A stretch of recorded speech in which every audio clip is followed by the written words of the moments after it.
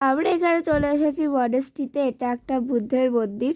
তো এখানে entry fees পার war 30 করে। তো ফার্স্টে আমরা টিকিট কেটে ঢুকে পড়েছি বুদ্ধের মন্দিরে।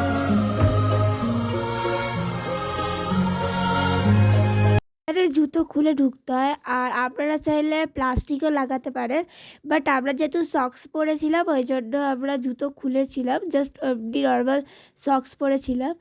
আর এখানে যেই রিং মতো ঘোরানো থাকে, এই নাম তো জানি না এই জিনিসটার, কিন্তু আমি বড়দের মুখে শুনেছি যে এই জিনিসটায় ঘোরালে পুণ্যি হয়। আর এখানে অনেক ঠাকুরদের নাম লেখা থাকে, আর স্পর্শ করলে পুণ্যি হয়। এখানে বুদ্ধাং শরণং গচ্ছামি বলে একটা মন্ত্র লেখা থাকে। সাইট সিইং ঘুরে নিচ্ছিলাম, কারণ এখানে এত সুন্দর ভিউ, মানে পুরো ক্লাউডে ঢেকে যাচ্ছিল পাহাড়গুলো, মাউন্টেনগুলো। এটা ঘোরাতে ঘোরাতে যাবে তো, তবে পুণ্য অর্জন হবে।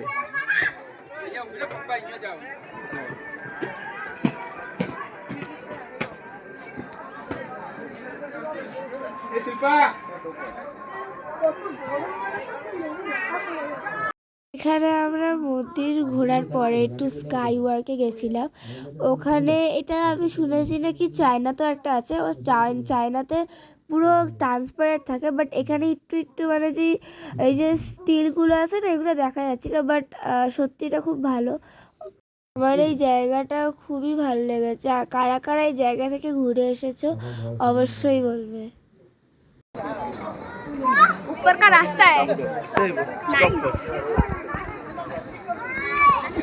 এখান থেকে আমরা সোজা চলে গেছি কাঞ্চনজঙ্ঘা ফলসে।